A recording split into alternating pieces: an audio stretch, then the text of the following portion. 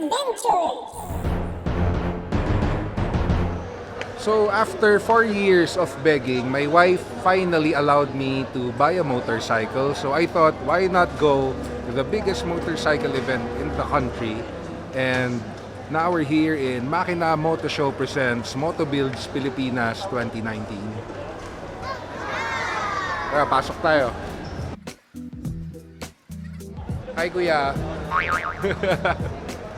So we're here in the event and look at how many bikes. Ganong kadami yung custom bikes dito. Grabe. Ako personally, I like the Vespa scooter. Ganda, no?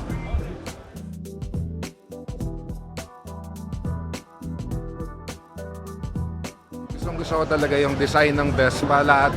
Especially because of the side mirror. The iconic side mirror of Vespa. Ako lang yun, personal opinion.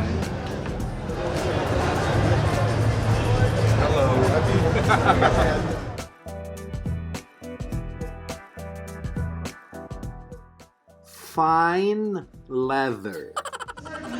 Another great brand that I personally like is Royal Enfield. And nandito tayo sa Royal Enfield booth.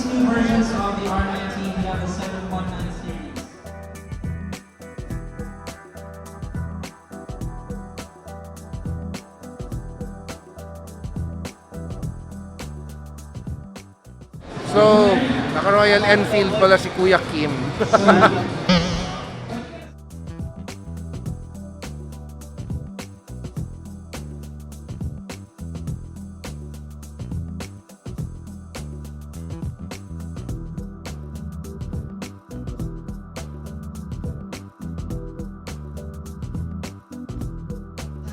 As you notice, it really boils down to the small details that they put into their designs that make certain models really look awesome.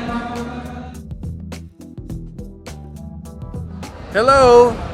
Katabi natin ngayon si Sir Andrew and he'll tell us a little more about Bristol Motorcycle. Sir, saan ba nag-umpisa ang Bristol Motorcycles? Okay, si Bristol, nag-start siya last year, October. Nag-launch kami sa Motochange kay Zach din. Alright, sa So, Philippines. Yeah, sa Philippines. Okay. So, nag-launch kami. So, si Bristol is a local brand. Oh, really? Local brand siya. Oh, wow! Then, store namin ngayon is at Caloocan, Okay. Caloocan Avenue. Yan yung motorcycles, di ba? Motorcycle brand Mostly yan. motorcycle. Yeah. Then, we have a dealer sa Kapanatuan, sa Laguna, saka Cebu, Motology. Wow! Congratulations, sir, and Thank you. expect me to drop by kasi ang ganda talaga ng mga motorsiklo. Thank you. Thank you, sir, for letting me interview you. Visit Bristol soon. Nakakatuwa na nakadiscover ako ng new local brand, Bristol, dito sa event. And meron silang chrome tank na motor. May friend ako na may Ducati na chrome tank. And usually, it's a little bit more expensive, pero nakita nyo naman sa itsura pa lang, poging-pogi. Diba?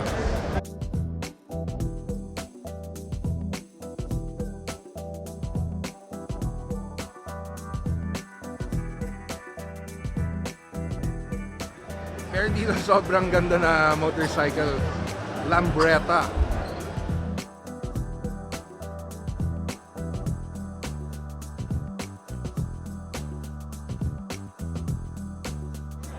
Bro, kung masyado maganda yung girlfriend mo, siguraduhin mong bilan siya ng helmet.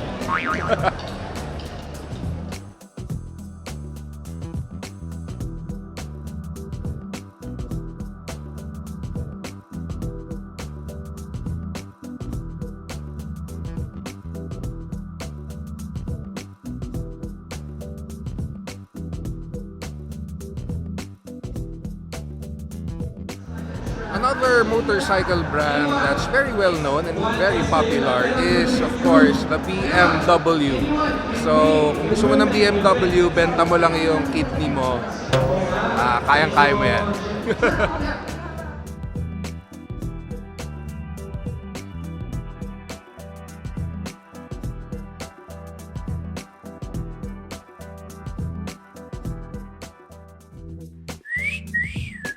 Wow.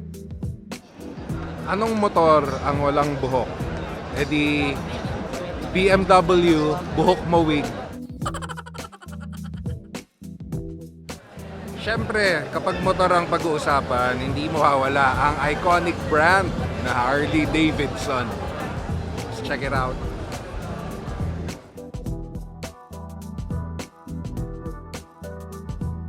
And I'm gonna ride on the street, Bob. Check it out.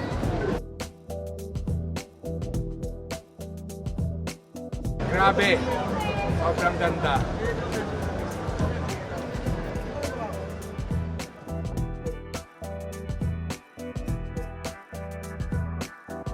I'm gonna be riding on the CF Moto MT650. Let's check it out. Wow. For a China-made bike, it feels so premium, it feels so solid, and I'll probably get their 125 or 150cc.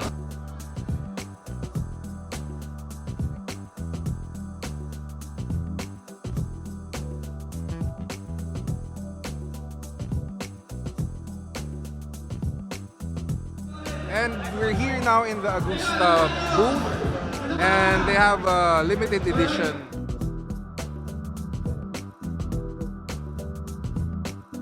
This model is mahina lang to, 1000cc. Grabe.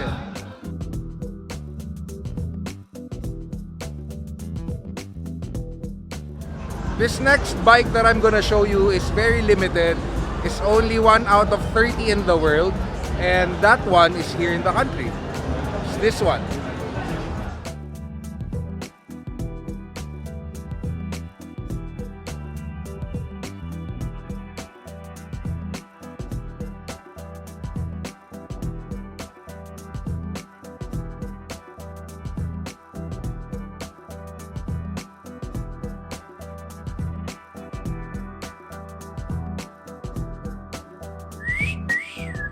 Wow! So this is the Ducati. Siyempre, pag Ducati, kailangan may scrambler. So, pinayagan nila ako sumakay sa Ducati Monster. Let's check it out. Woo! Grabe. Ducati Monster ang motor ng mga pogi. Now we're here in the section where they're displaying the custom bikes, and maraming maganda like this one.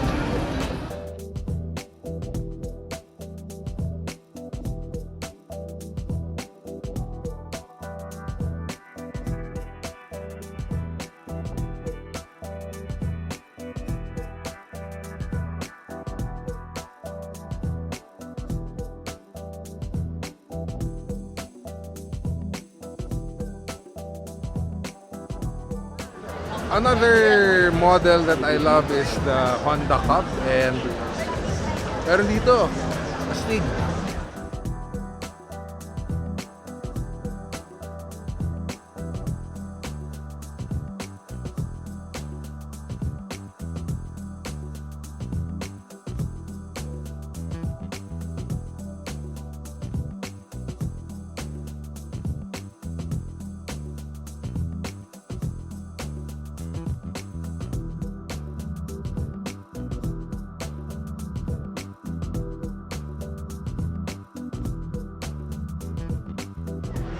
And kung ang gusto mo naman ay mas simple lang na setup, meron din.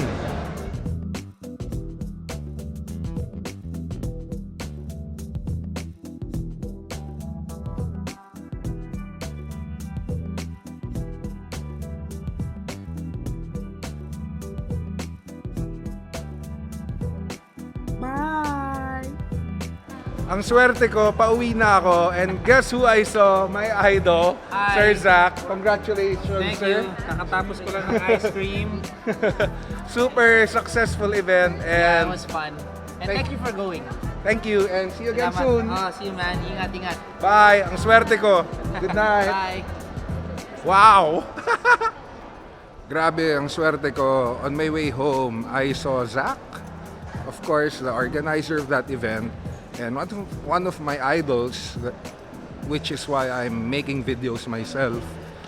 I saw in him that as long as you're passionate about something, you should just do it and hope for the best. And I think it's a good sign that I saw Zach on my way out, and he greeted me, and nakataba ng puso na yung idol mo, babatiin ka. So Zach, congratulations on your event.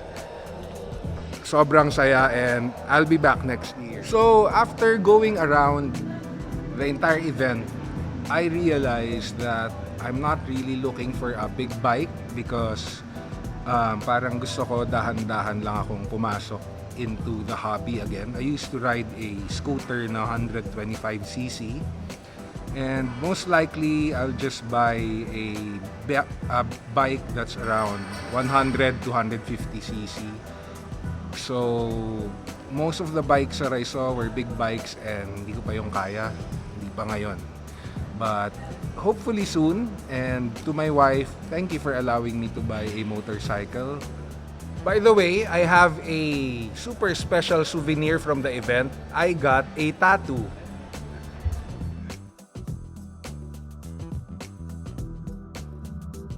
So if you reach this part of the video, that means you watched the entire episode. So thank you so much for watching the video, and please share, like, comment, and I'm open to any suggestions or opinions. So please comment below. So again, thank you for watching. See you on the next episode. Bye!